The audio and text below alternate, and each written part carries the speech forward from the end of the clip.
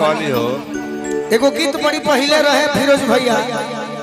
कि जहिया से छोड़ के गइला अरे बहरा ये राजा जी देवरा पढ़ावेला ककहरा ये राजा जी। जब हम छोटे बाबा गाड़ी में रही ना तो हम निर्णय में रही कि कौन गीत सुनावे के बाद गोल्डन भैया तैयारी में रहिला हर टाइम कह सके जीवन के गारंटी नहीं खे जितना दिन सुनाई कम से कम रारू पद प्रतिष्ठा तो बच रही। मेहरारू कहती है रानी जी देखिए एकदम नया गीत हो लिखे के समय ना मिलल है देखिए के गावत नहीं पियावा से कहती है का कहती है हो अरे के मारे पूरवैया अरे चटकनवा ये राजा जी कि मारे पूरवैया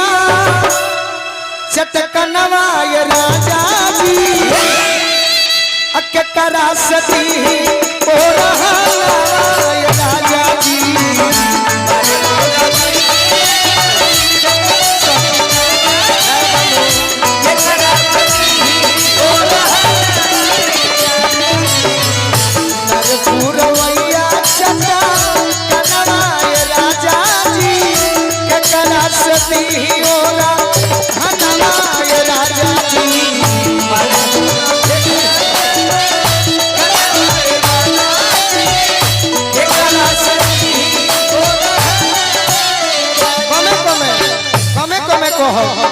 कहतिया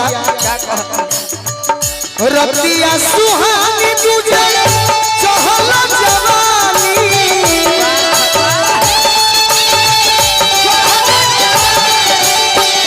सटे होते कबो करे अनकानी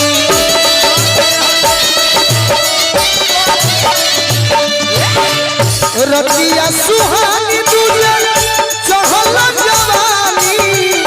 सोते होते कबो करे अनकानी वाह वाह वाह वाह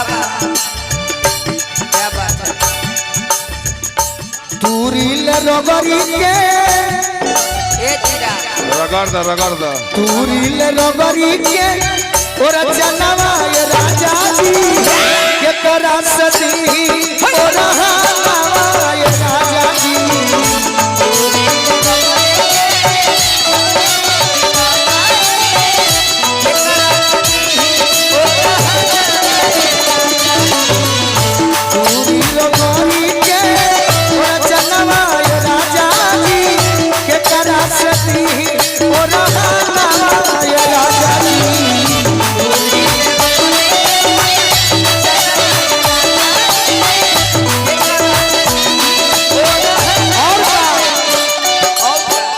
देखी रानी जी नया गीत अगला बार में के बढ़िया से सुना दे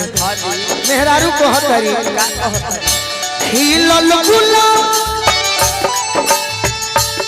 खिलल गुलाब गेंदा चुहिरा बनानी मधुकर जो होता कुसुमन में दाना पानी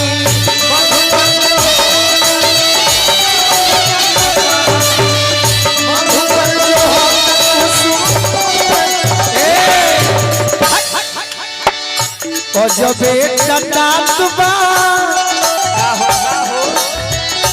अजबे टटातबा बदनवा राजा जी के करा सती ओ रहा राजा जी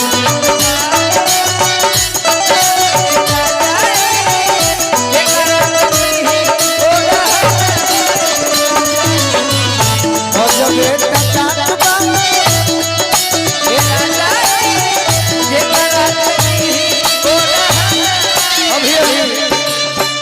अजीत सिंह जी आशीर्वाद दिले बनी निहाल नया गीत हो तनी तू हिली है तू कम कलाकार ना हो चंदन सुगंध ले छोटे बाबा शब्द पर ध्यान दी चंदन सुगंध लेवे हवा दक्षिण से चलो लाए गोलुमा पर कोई दिन से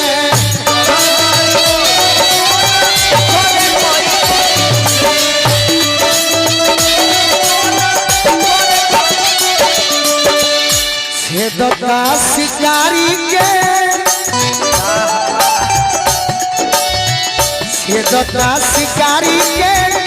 गनवाए राजा जी कि छेदता शिकारी के अरे है गनवा राजा जी के करा से राजा जी